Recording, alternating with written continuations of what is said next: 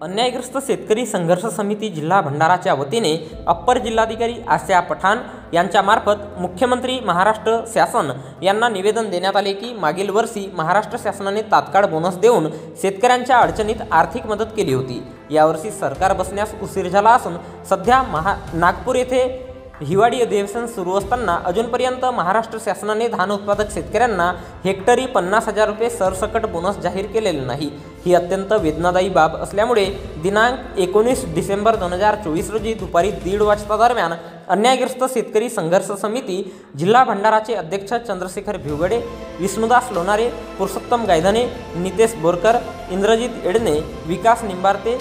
राजू थोटे, दिनेश राघवते, चंद्रशेखर खोब्रागडे यांनी निवेदन दिले की सुरू असलेल्या हिवाळी अधिवेशनात मान्यता देऊन धान उत्पादक शेतकऱ्यांना हेक्टरी 50,000 रुपये सरसकट बोनस देण्यात यावा अशी मागणी अन्यायग्रस्त शेतकरी संघर्ष समिती जिल्हा भंडाराच्या वतीने करण्यात आली आहे।